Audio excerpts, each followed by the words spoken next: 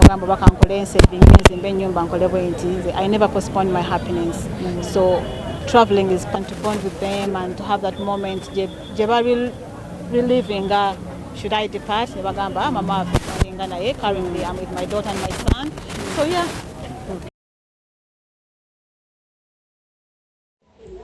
Alright, News UG Koli amawulire agatambula mu ggwanga getwabasuubiza. Nakawunde wadda Ebonies omumanyi bulungi nnyo eyatuzanyira OMG we yagenda e Bulaaya teyadda. Songa ki eyamugaana okudda e Uganda era nalwaki akomyewo ssaawa zino? Mwina wano ku News UG manya lwaki yava mu the Ebonies ate n'asalawo kuba omulokole. Bibino mbireeta. Sooka ompereka like video eno oginsharingireko ate omper subscribe. Woma kumpa ka subscribe nyigamu akakadde ka bell kanyige all okitegeera nti kitegeeza nti buli video gye nteekayo of course gomu agenda okuba aba first okumanya information oba okumanya amawulire ge mba nkuleetedde wano ku News UG.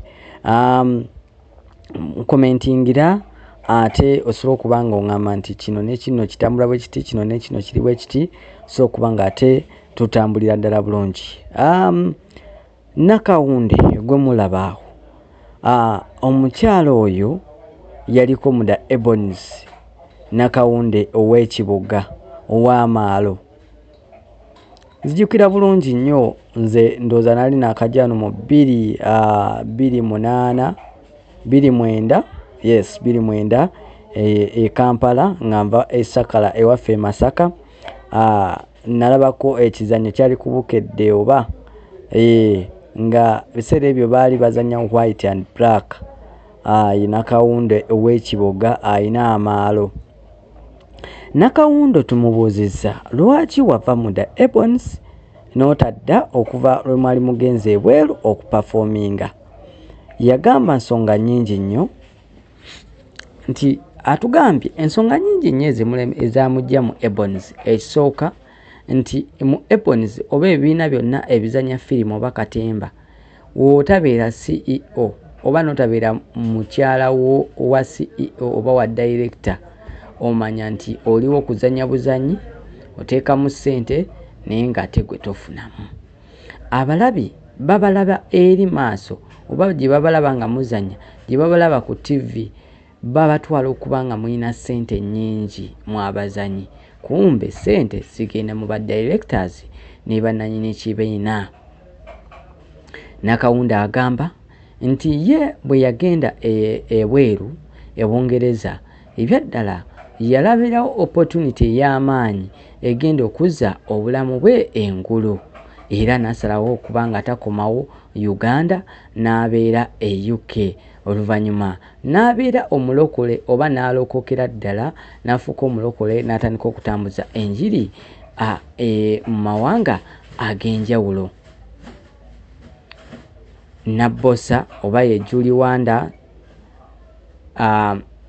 Underwood omukyalo oyo kyolina omanya yakomye wano e Uganda era interview yasoose aba News UG be bagifunye be bagirina ssaawa zino okuba nga ate abagikuwa osobola okuba ng'ogitaputa bulungi nnyo. Nakawunde mulokole era bwe yazze yatuukidde wa Pastor Bugembe gye yasabidde okulaga nti mukyala ayagaliza abantu era ayagala abantu era Pastor Bugembe yamwaniriza bulungi nnyo. Nakawunde yavudde n'ategeeza eggwanga nti ye ebyokuzanya firimu yabiviiramu ddala, takyalibwa na budde, yasigala kutambuza njiri oba oli awo Mukama Katonda amugabirira.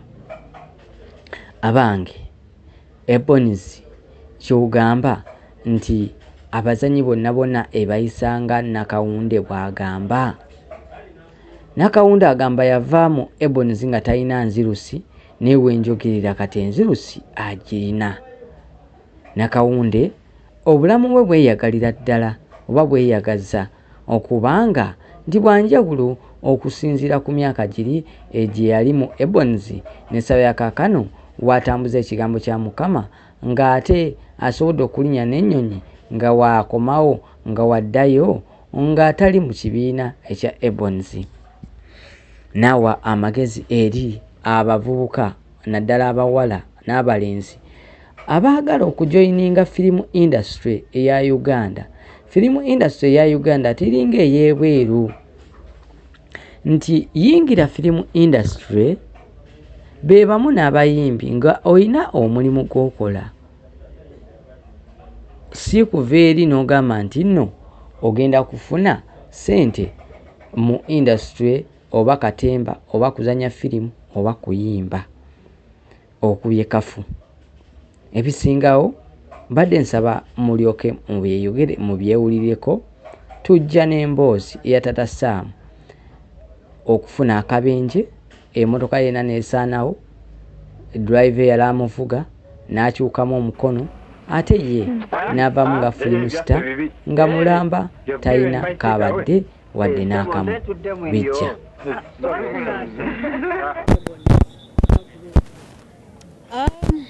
I can't comment nti bakola bubi, they're still doing well. I think they have the best theatre now.